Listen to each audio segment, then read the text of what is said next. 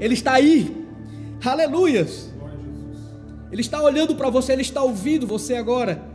Ele está, meu Deus, isso é maravilhoso, irmão, saber que um Deus tão poderoso, o único e verdadeiro Deus, desce dos altos céus para estar entre os seus irmãos, para estar entre seus filhos, para estar entre os seus amigos, para estar Ele. Quando Ele grita: Deus meu, por que me desamparou? Eli, Eli, lama sabachthani. Por que eu estou só? Por que você me desampara? Irmãos, a Bíblia diz que Ele foi como uma ovelha muda. Ele foi como uma ovelha muda para o matador. Ele não abriu a sua boca diante dos seus torciadores, diante daqueles que iriam matar, daqueles que estavam chicoteando, cuspindo, zombando dele.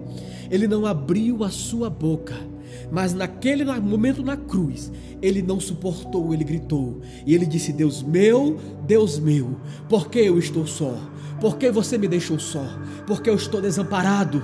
Aquele momento ele gritou, porque naquele momento ele não era mais o filho de Deus. Naquele momento agora ele era o homem pecador. Estava ali eu e você naquela cruz. Ali não era mais Jesus, o Filho de Deus Altíssimo, aquele que ressuscitava os mortos, aquele que expulsava os demônios. Não, estava ali agora a humanidade cheia de pecado, cheia de dores, cheia de depressão, cheia de angústia, cheia de síndromes, todas as espécies de síndromes que possam existir, estava sobre ele agora naquela cruz. Ali não era mais o Jesus, o Cristo, o Rei. Ali não estava mais o Deus dos deuses, o Senhor dos senhores. Ali estava agora você. Ali estava eu, ali estava nós, representado na corpo daquele homem. Ali estava toda a humanidade, do pior estuprador, do pior assassino, do pior corrupto.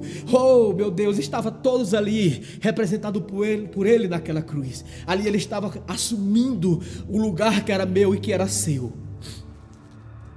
Era o nosso lugar. Isso faz sentido para você? Você entende por que ele nos tornou multiplicadores? Você entende porque você não pode ficar parado? Você entende porque nada pode prender mais você? Porque a graça do Senhor rompeu naquela cruz, destruiu naquela cruz. Estávamos aprisionados, havia um espírito que operava sobre nós, e Paulo diz que esse espírito é o espírito da desobediência. Éramos escravos. O escravo não tem livre-arbítrio, e Paulo descreve isso. Ele diz lá em Romanos: olha, o bem que eu quero fazer, esse eu não faço. Eu tenho coisas boas que eu quero fazer, mas eu não posso fazer, porque o bem que eu quero, esse eu não faço, mas o mal que eu não quero, esse eu pratico, por causa do pecado que habita em mim, porque eu fui vendido ao pecado. Paulo diz que nós fomos vendidos a ele, nós éramos escravos. Mas naquela cruz, algo terrível estava acontecendo, mas ao mesmo tempo, algo poderoso da parte de Deus, algo que os poderosos do mundo não compreenderam, algo que os profetas profetizaram, mas eles não conseguiram ver tudo.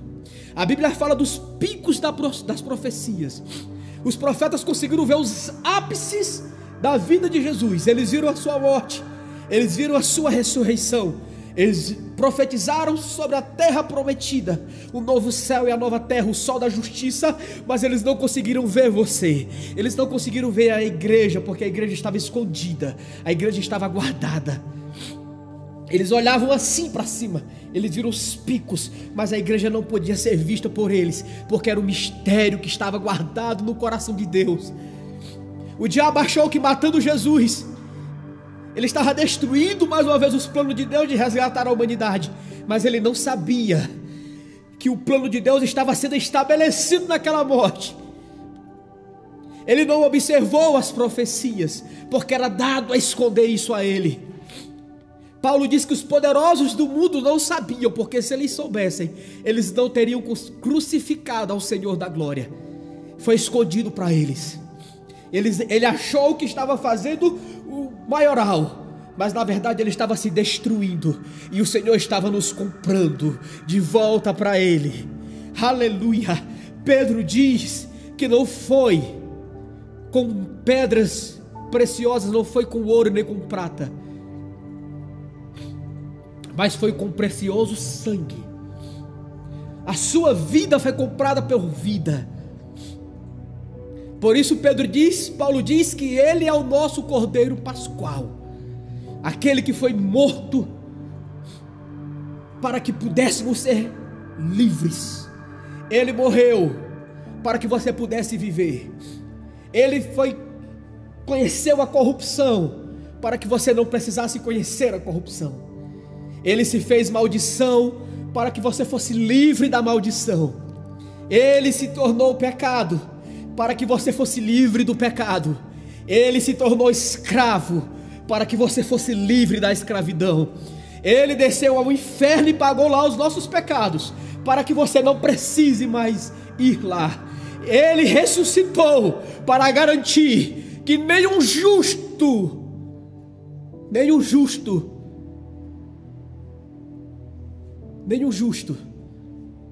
prove do dano da segunda morte.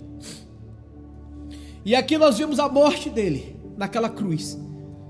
E ele grita dizendo: eu estou só. E dá o seu último brado dizendo: está consumado. E quando ele diz isso, ele morre.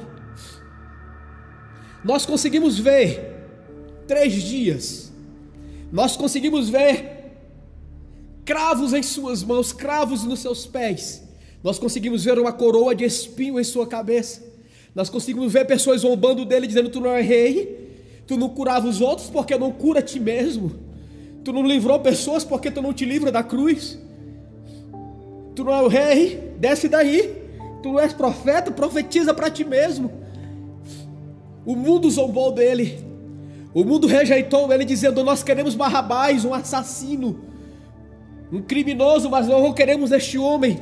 Pilatos olha para eles e diz: mas eu não vejo crime nele. Eles disseram: mas nós não queremos ele, nós queremos Barrabás. Ele foi rejeitado, ele foi desprezado, as pessoas viravam o rosto para ele, nele não havia mais formosura. Tudo isso para você ser livre. Isso faz sentido para você? Você consegue compreender estas verdades? Diga-se comigo: tudo que ele fez foi por amor a mim. Você pode dizer isso? Aleluia! Você pode dizer isso? Tudo que ele fez foi por amor a mim.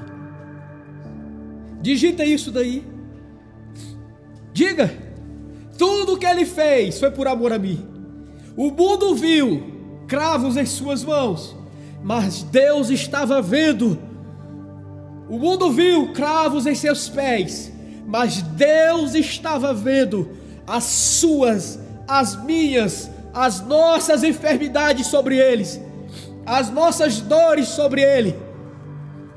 O mundo viu uma coroa de espinho em sua cabeça, aleluias, mas Deus estava vendo a opressão, a depressão, as enfermidades, as síndromes, o medo, os pânicos. Tudo estava sobre ele. O mundo viu alguém rasgando o seu lado, na sua costela, mas Deus estava vendo sobre aquele homem a maldição. A maldição do pecado estava sobre ele. Aquilo que me matava, aquilo que me tornava escravo, aquilo que me distanciava de Deus, aquilo que era morte para mim, o que era o meu salário, porque o salário do pecado era a morte, era o meu salário, era o seu salário, não era o dele. Ele não merecia estar ali. Ele era bom, ele era justo, ele era santo de Deus. Aquele salário, a cruz era minha, era sua, não era dele. Era para mim, era para você. Nós éramos escravos, ele era Deus que se fez homem. Nós éramos aprisionados, nós éramos desobedientes, éramos nós que não merecíamos a graça, não merecíamos, aleluia, mas hoje nós merecemos, porque hoje você se tornou filho de Deus. Nunca mais diga que você não é merecedor das bênçãos e da promessa de Deus, porque Deus olhou para você e te considerou um merecedor. Por isso ele deu a vida do seu filho no lugar da sua. Por isso o Filho de Deus morreu para te tornar filho de Deus. Então hoje você é merecedor sim de tudo que Deus tem para você. Por isso ele te chama de herdeiro. Por isso ele te chama de co-herdeiro com Cristo, porque hoje, Aleluia, hoje você é merecedor.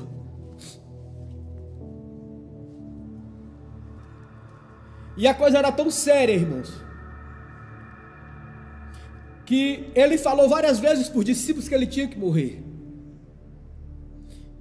Foi tão terrível o que aconteceu com ele, porque ele disse várias vezes: olha, é preciso que eu morra.